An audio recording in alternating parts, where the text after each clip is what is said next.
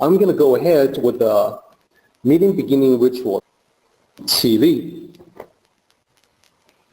面向佛堂，参加先鞠躬，一鞠躬，再鞠躬，三鞠躬，参加各位的传世一鞠躬，开班一鞠躬，请坐下。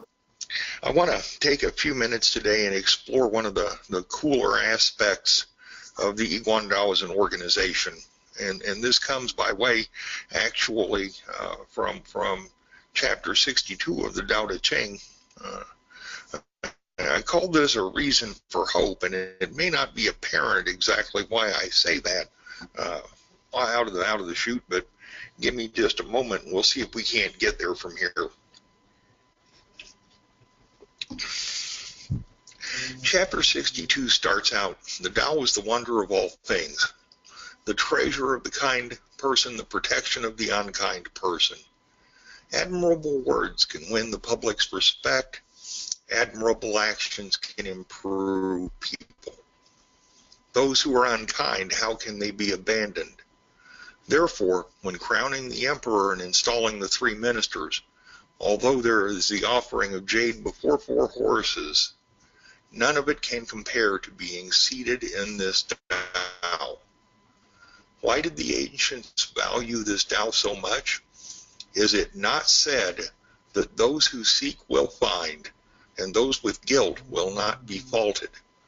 Therefore, it is the greatest value in the world.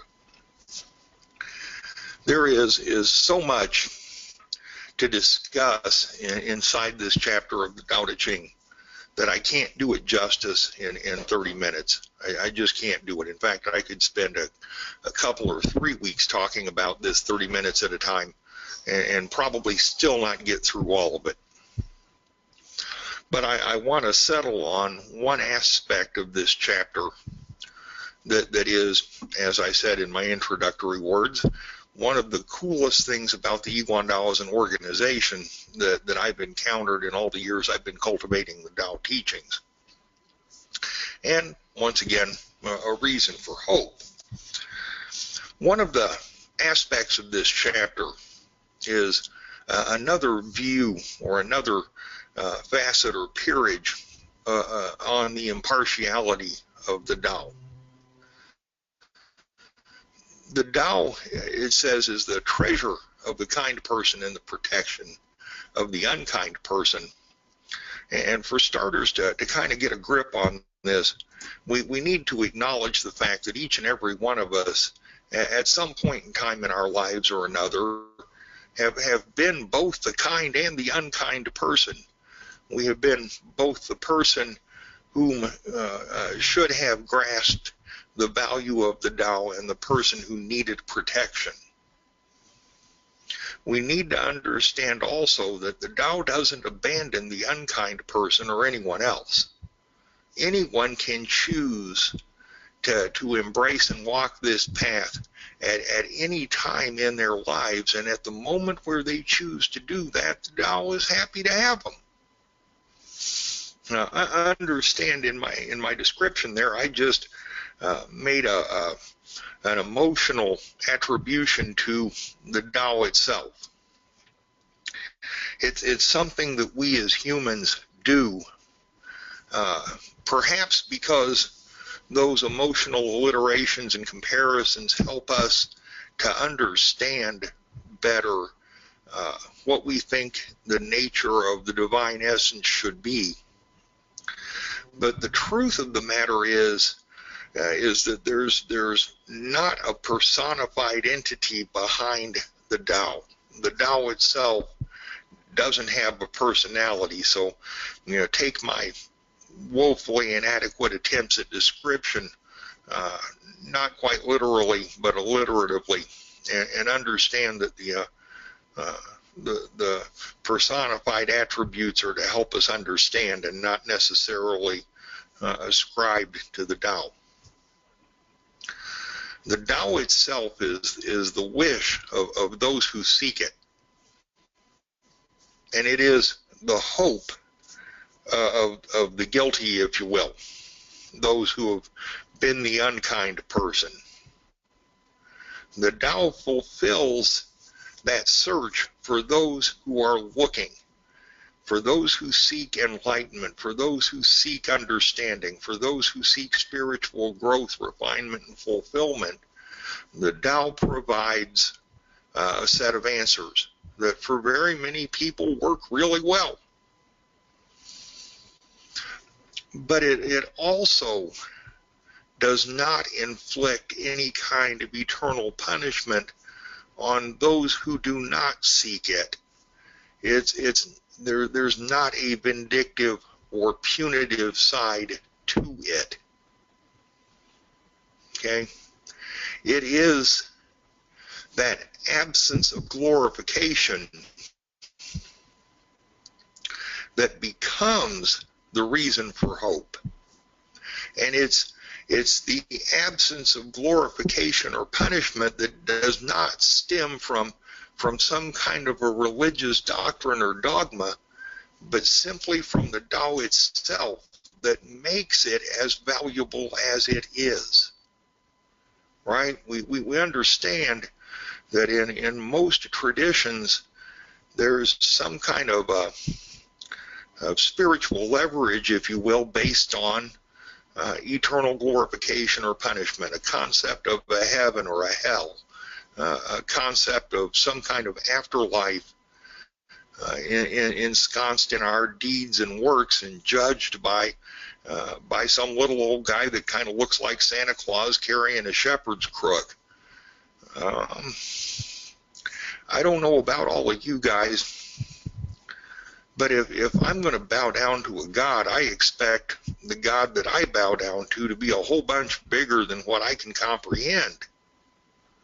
I think the second that we put a picture on the face of what is the essence of God, that we've instantaneously limited the divine to what we can understand. And so any deity that I'm going to worship is going to be way beyond putting a face on. It's not going to be some little guy carrying a shepherd's crook saying, "Well done, thou good and faithful servant." And I'm fairly confident that the authors of the New Testament way on back when never intended for us to paint a picture of God like Santa Claus, like the old guy on the roof of the Sistine Chapel. But it is within our nature to attempt to understand things in terms we can describe. And the divine essence, the scope of the universe, the nature of the Tao, the form of the formless, are all things that people have wrestled with trying to put a label and a picture to ever since people have been able to think. Consider for a moment, if you will, the liberating and expansive nature of understanding something that is beyond understanding without a personality. The Tao doesn't have a personality. We talk about it in human terms. We speak of it as the mother of all things. We speak about it in nurturing and loving terms. We speak of it in terms of moving and action and inaction and all of the things that we ascribe to people as doing. But the truth is that the Tao lacks that personality. It's not a human contrivance. It existed before God. It existed before the universe. It has always been there and defies our ability to label or describe or picture or embody. And that absence of a personality is actually a wonderful attribute. It's because the Tao is not a personified deity that demands worship or ritual from us, that there's no dogma, no doctrine, no human comparisons or emotions to figure out, that it is as valuable and as wonderful as it is. The absence of that personification is what makes this lesson liberating for us. Can we all understand for a moment that in following this philosophy, we do not have to concern ourselves with the concepts of a heaven or a hell? Now, does that mean we don't have to concern ourselves with thoughts of right and wrong or good and evil? Absolutely not. There still is right and wrong. There still is good and evil. And we still can choose how we're going to treat other people, how we're going to treat ourselves, and what we're going to do. This is not the philosophy of the church of what's happening now that says eat, drink, and be merry, for tomorrow we die, and do whatever you want because there are no consequences. That's not how it works. But what I am saying is that the Tao of Heaven is not hanging around out there with a shepherd's crook or a pitchfork, either one, waiting to deal out karmic justice to us. That we do to ourselves.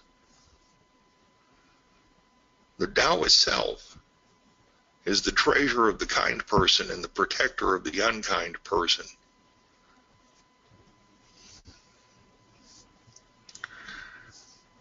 There's no greater treasure to be had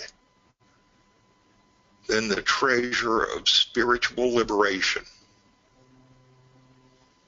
The ultimate understanding that we are responsible for our karmic paths, and we can choose to change them any time we want. It is liberating to realize that there is not a judge and jury at the end of this lifetime's existence waiting to separate us into the sheep and goat and glorify part of us and punish the rest of us forever.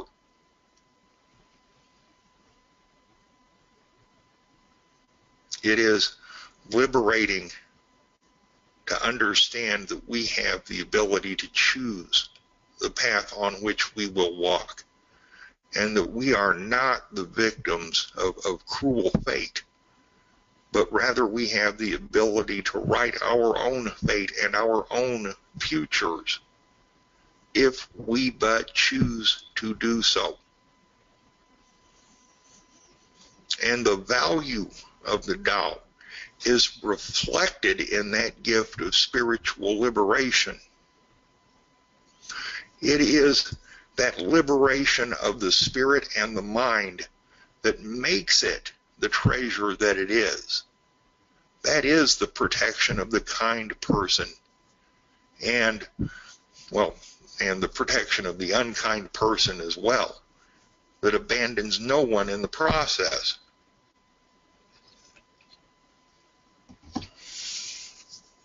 The Apostle Paul in the New Testament, in chapter 6 of Romans, describes himself as the king of all sinners. The Apostle Paul started out as a gentleman named Saul of Tarsus.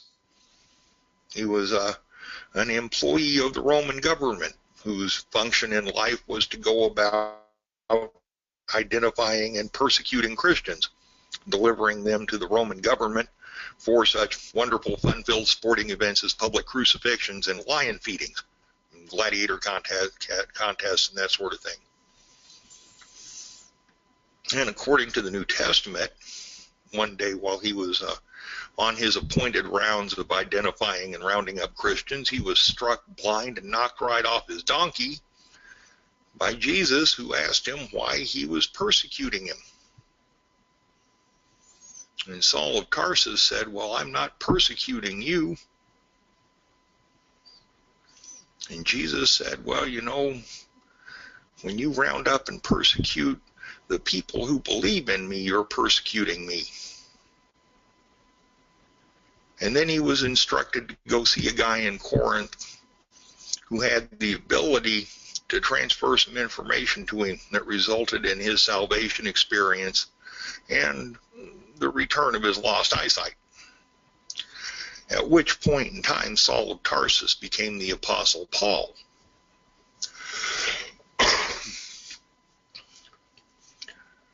This is a guy who, according to the New Testament scriptures, had a first-hand experience with the divine.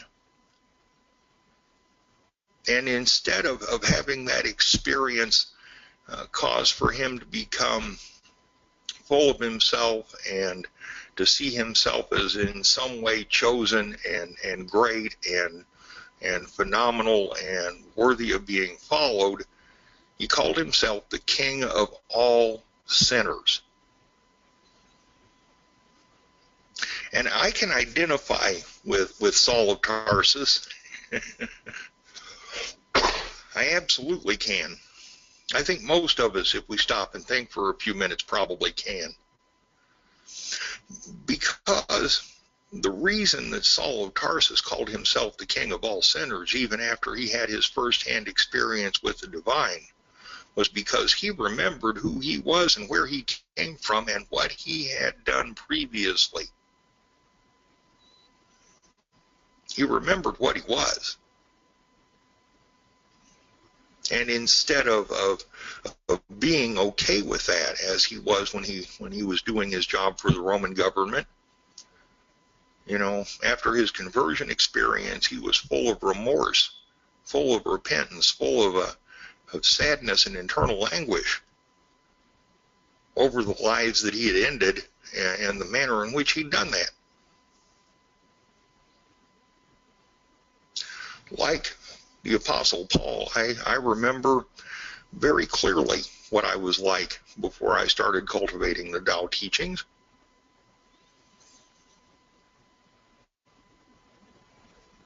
And I wasn't always the person I should have been. To this day, I'm still not always the person I should have been. And when those things happen where I'm not the person I ought to be, I really feel pretty bad about that. It causes me a lot of consternation, and it happens with enough frequency that it really makes me put forth quite a bit of effort to try and not do those things, because now I'm aware that there's a better way. I don't always achieve the better way, but I'm aware of the better way. And I'm trying to get there.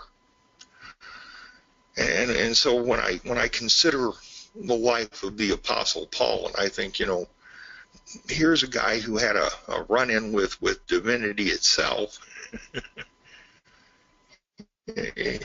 He can't possibly be the King of all sinners, because I think that person is me. Maybe it is, maybe it isn't. But I know that understanding drives me to try and move as far away from that perspective as I can get, irregardless of the consequences.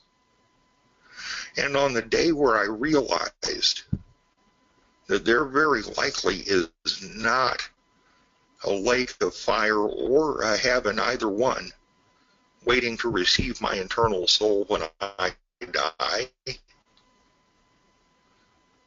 it freed me in a way that I find difficult to describe.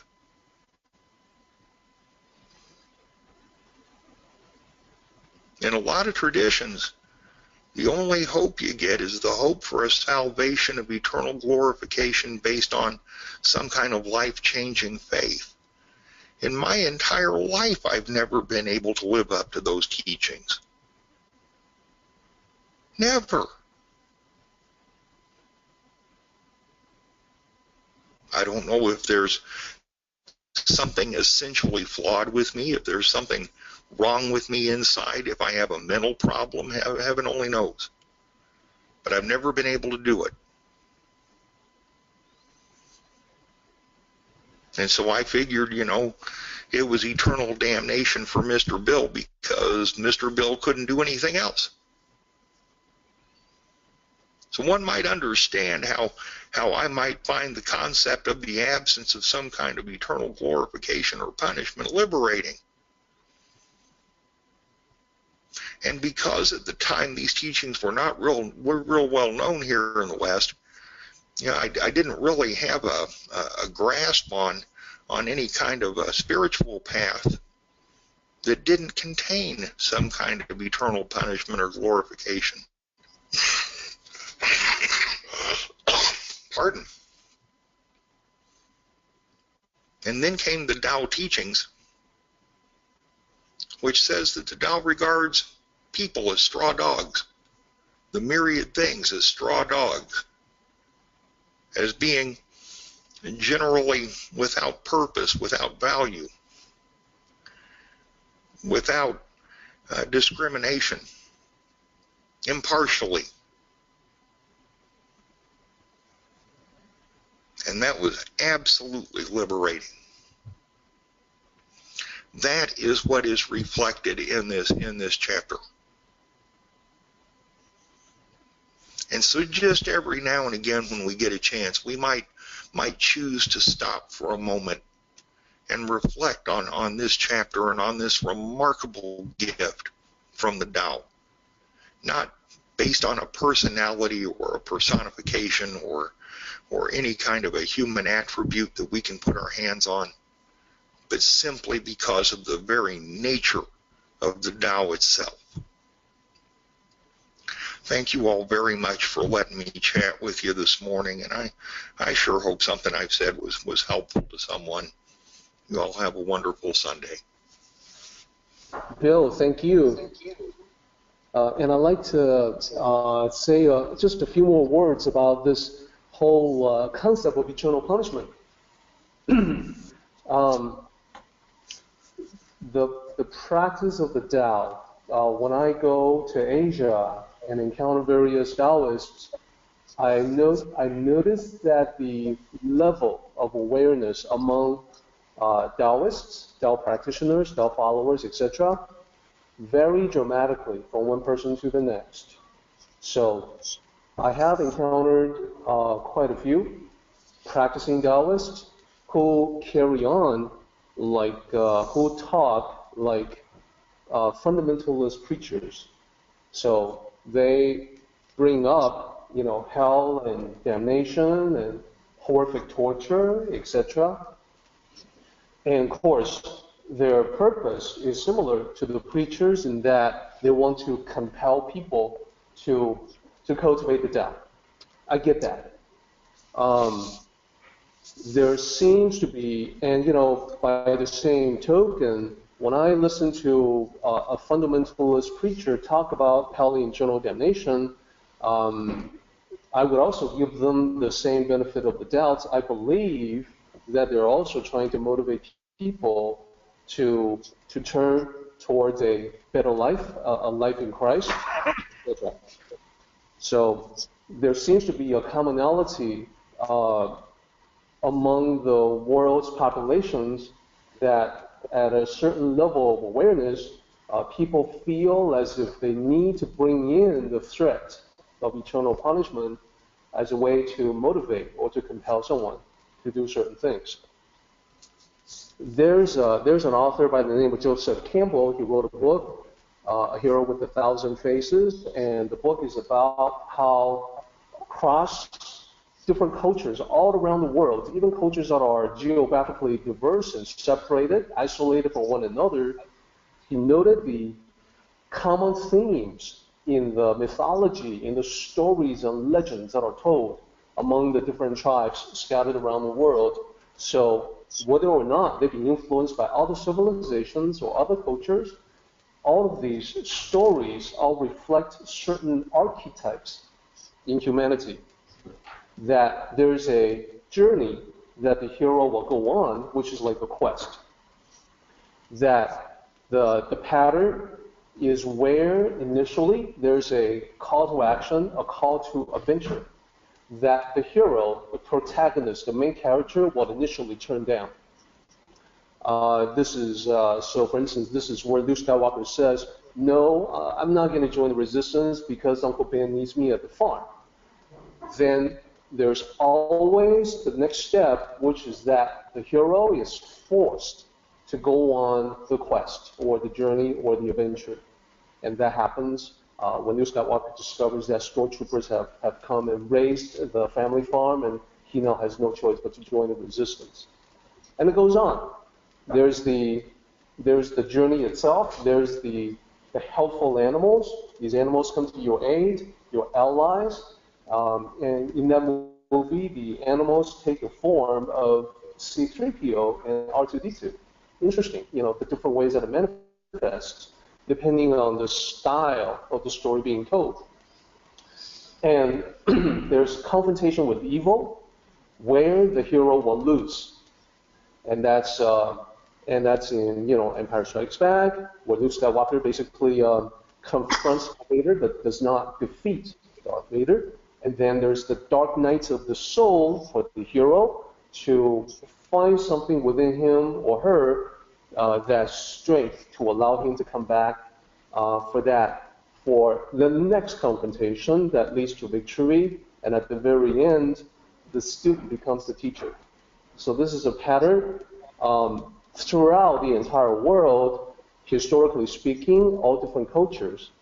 So now I'm thinking that if Joseph Campbell were to write a book about the common patterns of mythologies or religions, he may very well put eternal damnation and hell and the lakes of fire, the torture, etc., the threats as like a common theme for all different pockets of humanity since antiquity.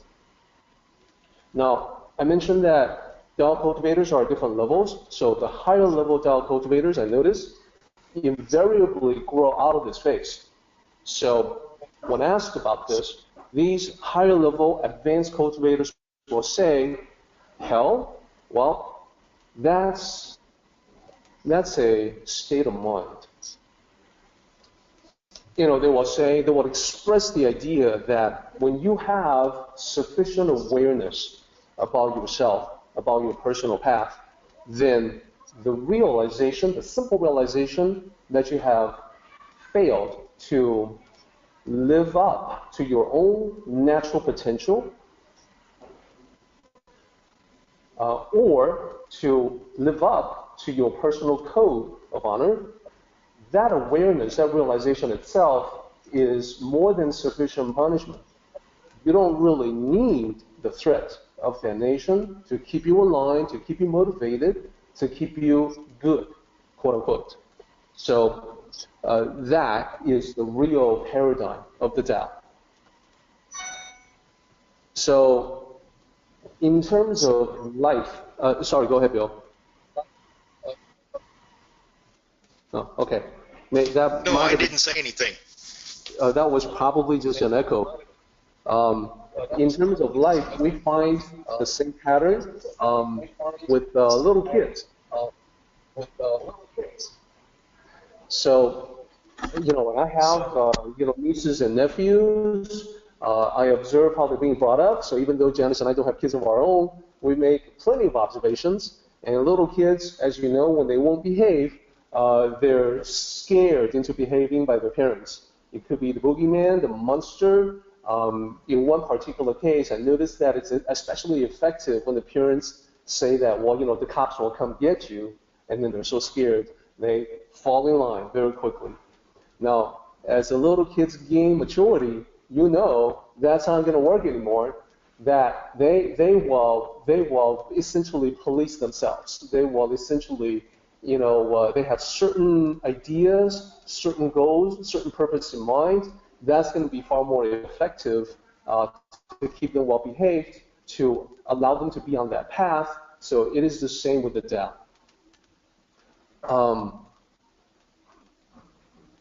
So bottom line, when you grow up, you don't need monsters anymore to help you stay on the path. Bill, just a couple of feedback for you from Tim. Very good presentation, Bill. So much of our society's view on deification focuses on a God with many human characteristics that we wish we could eradicate from ourselves, including vengeance. From Bob. Bill, thank you for this heartfelt message. To me, chapter 62 offers the same insight into the grace of the higher power, or divine nature, of all creation. 500 years before the teaching of the New Testament about forgiveness for our faults. Let's go ahead and do the meeting ending ritual, everybody. 起立，面向佛堂，持架三鞠躬，一鞠躬，再鞠躬，三鞠躬，持架规格是一鞠躬，接班一鞠躬。Okay, everybody, we are done. Participate in the Tao meeting by joining us online. For information, go to taoism.net/Tao